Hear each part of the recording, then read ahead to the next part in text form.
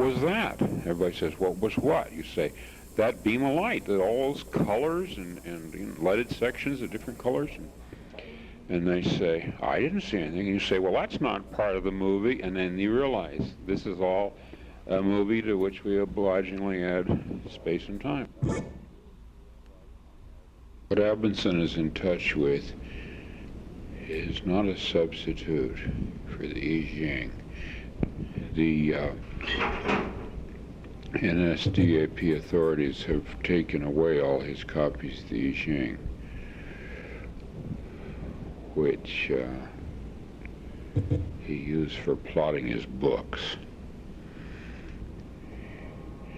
Their purpose being to keep him from writing. What this results in, however, is his encountering the animating force behind the I Ching. The I Ching essentially being a transducer of, or a construct of, like a mechanical computer, what the Chinese call the spirits of the ancestors. And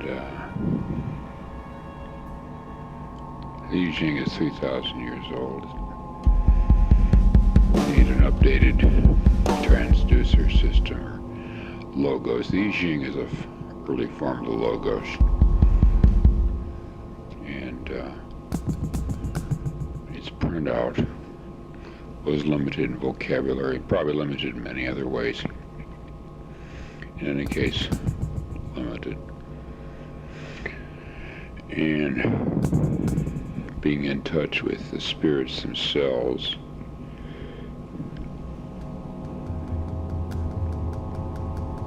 is a difficult, there's a transcendental mystery. Who are the spirits? What are they? What do they consist of? They're plural, the Elohim in Hebrew. They could be, there are ancestors. If healing is needed, a healing ancestor's spirit surfaces, such as Asclepius. He's working out as a superior transduction system.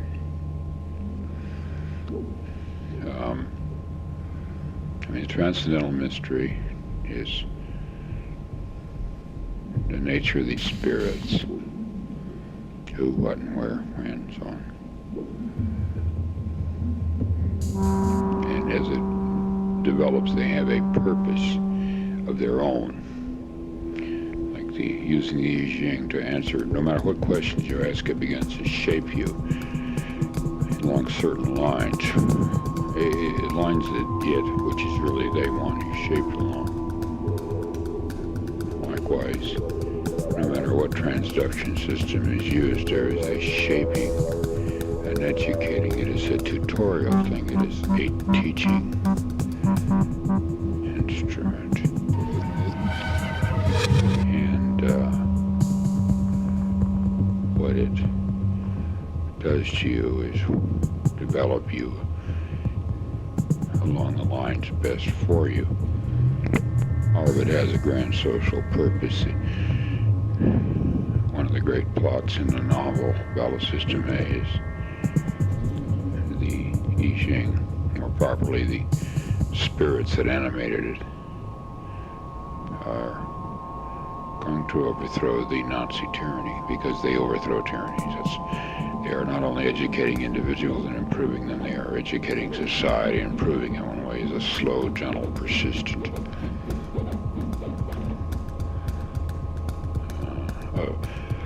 activity against oppression and tyranny. The transduction system is divided into two halves.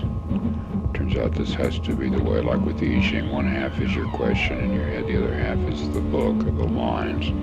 Nobody in seeing you, sort of the stalks or the coins, and reading the line could read the line and tell what the question was. Not really.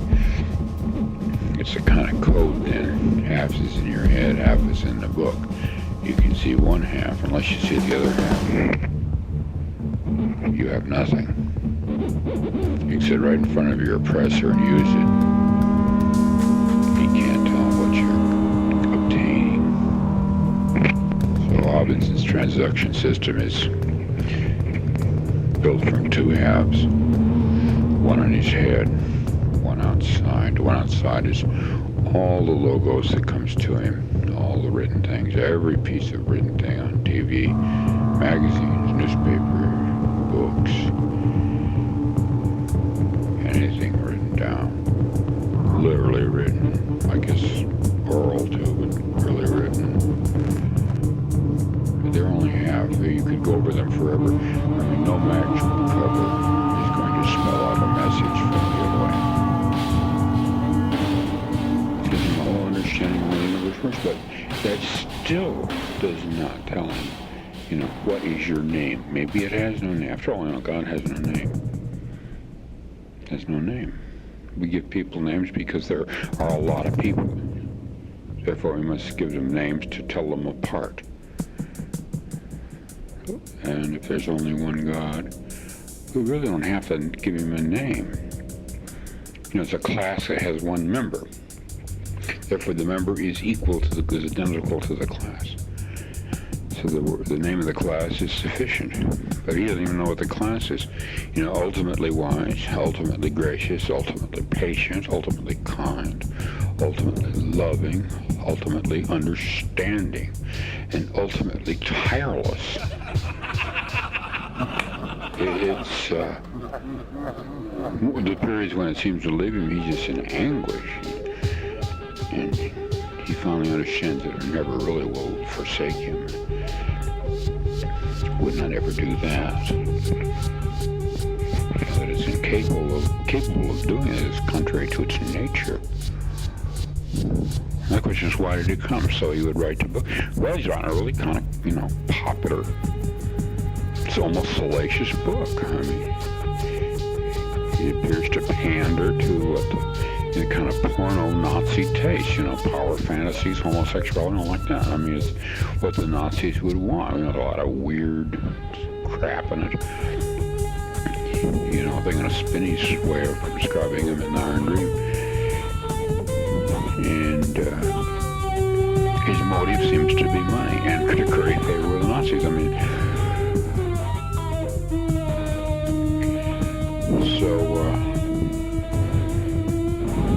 they've got him. The Nazis have got him. He dictate what he writes.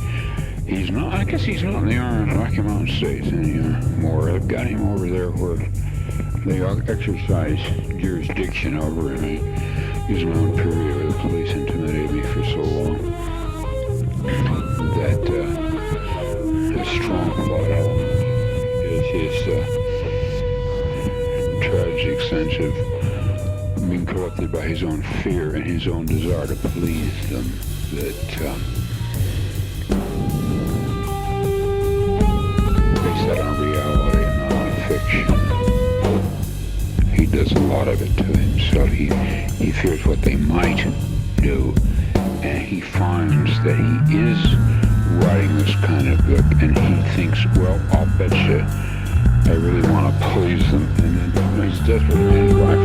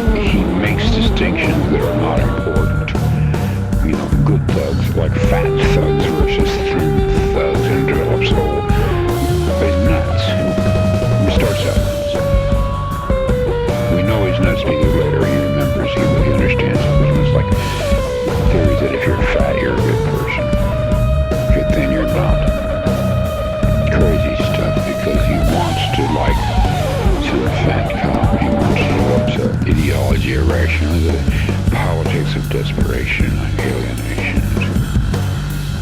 The main punishment being ostracized. No one really having a hand. He knows he's under surveillance. Those two. There was no privacy, and there was no communication with anybody. And then the terrible dread anticipation someday they'll come to the door. And it's 90% fantasy. We could even switch over to the guy sitting down. I'm sure he'll say, well, we don't have to tap his phone and bug his house. He'll do it all himself. He'll worry himself to death.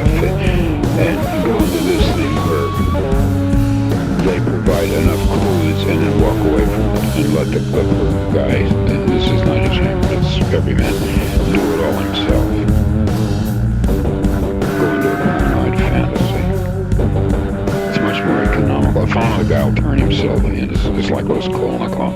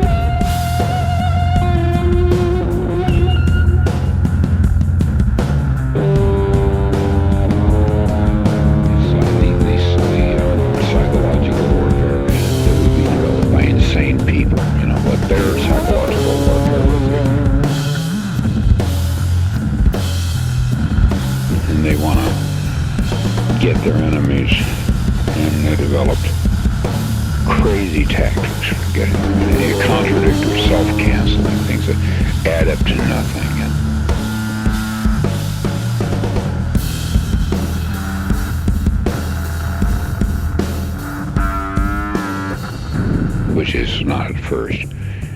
How they're watching one of these guys, just see the guy running around erratically like a damaged rat, doing nutty things that add up to nothing, like just kind of he would see that the other people are nuts. You see, they said nuts to harass him, and he doesn't understand they're nuts. He assumes they're sane, and that makes him nuts, trying to understand the rational purpose they're up to, and it's all screwed up. And it's only later as he gets his head back, and he can look back and see that what they did was, like, let's say the Nazis develop LSD. This would be a good thing to bring in. And they give LSD to political prisoners, and then they send these burned down asses' heads around to terrorize people by mumbling occult things and doing occult things. It's interesting in the book we pit the bona fide occult, meaning the hidden, which is what's going on in Robinson's head, with the mumbo-jumbo abracadabra occult, the trappings, the masks, you see, and the real occult is not the occult. It becomes revealed to him. It's direct and open. But Valsitzer reveals himself or themselves by stages, whatever he can handle at a time. And let him assemble it and understand, faccio dis, whatever we learn by making. And then pass on.